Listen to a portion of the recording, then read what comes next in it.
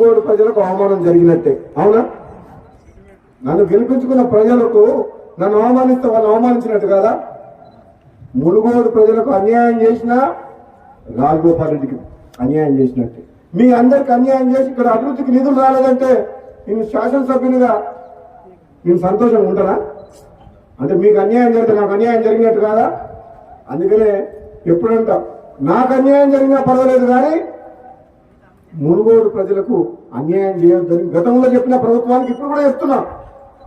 సరే, నాకు మీరు మాట ఇచ్చినప్పుడు ఇద్దరు, కానీ అప్పటిదాకా మాత్రం మునుగోడు అభివృద్ధికి మాత్రం సహకరించండి, ఒక్క రూపాయి కూడా ఆపచ్చుకుంటున్నా. ఇస్తామన్న మాట ఆలస్యమైంది, సమీకరణలు కుదరలేదని అంటుండ్రు. ఎందుకు కుదురుతారో సమీకరణలు? మనసు ఉంటే మార్గం ఉంటుంది. ఎవరు కుదరబెడుతూ రాకుండా ఎందుకు కుదురుతారో సమీకరణలు? నీకు నన్ను పార్టీలో తీసుకున్నప్పుడు కదా మీ ఇద్దరు అర్థం ఉండాలి కదా, వాళ్ళకు తెలుసుగా. మన పార్లమెంట్ ఎన్నికలప్పుడు రెండోసారి ప్రామిస్ చేసి మాట ఇచ్చినప్పుడు కదా మీ ఇద్దరు అర్థంలాయి.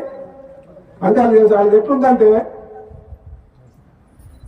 ఒడ్డు దాటినాక ఓడమల్లయా, ఒడ్డు దాటినా బోడమల్లయా అన్నట్టుంది. ఇప్పుడు సమీకరణం కుదురుతలేవని మన బట్టి విక్రమార్క గారు అంటున్నారు. ఏం కుదురుతలేవు? 9 మంది ఎమ్మెల్యేలు ఉన్న ఖమ్మం జిల్లాలో 3 మంత్రులు ఉన్నారు. ఎంతమంది ఉన్నారు?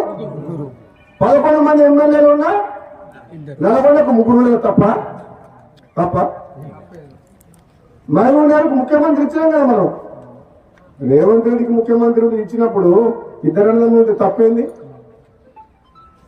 ఇదే నమ్మడంలో ఎవరన్నా తక్కువ ఇద్దరికిద్దరే గట్టలమేగా ఇద్దరం.